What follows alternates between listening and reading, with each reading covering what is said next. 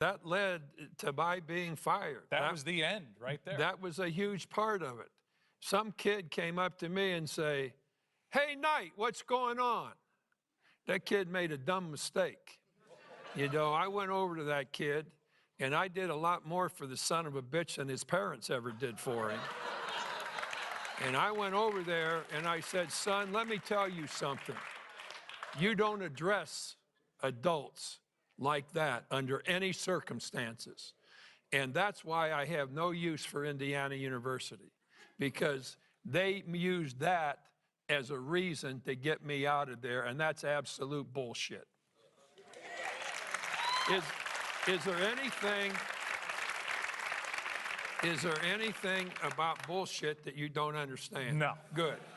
It's a good word. Do you think that ever gets repaired? I mean, you're so loved in Bloomington. You're so loved in that state. I mean, you 3-time national championships and 3-time national champions. Is there any way, is there anything you could see happening that brings you back to that campus and ends on the right note? Well, I've been asked a lot of times to do things in Indiana, which I've always done. And they are things that don't involve Indiana University. And I operate in that way simply because among all those people that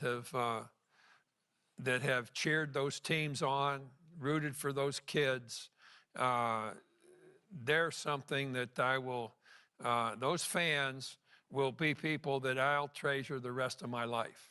You go to Texas Tech, you're there you sign a 5-year deal. You bring players from 8 different schools. You make the NCAA tournament right out of the gate, which shows what you can do as a head coach. But you end up with 902 victories, most all time.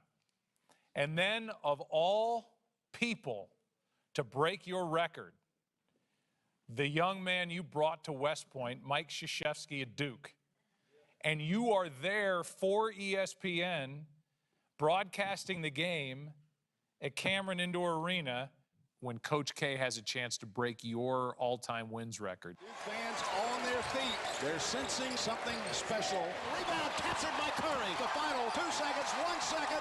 9:03 is in the books. History is made. Mike Krzyzewski now stands alone at the top of the mountain. I just told him, I said, "Coach, I'm not sure people tell you this, but I love you." He says, "Boy, you've done pretty good for a kid who couldn't shoot." Here's how that happened with me. Roger Bannister was the first guy to run the 4-minute mile. And today, years and years later, he's still the first guy to run a 4-minute mile. And a lot of guys won after Roger Bannister.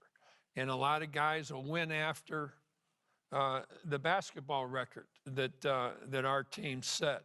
But they will always be, and I'll always be, the first coach to win that many games. I mean, how many games I could have won if I'd have wanted to go on, who knows? Before we wrap this up, I want to ask you what's next. What's next for you? What are you doing?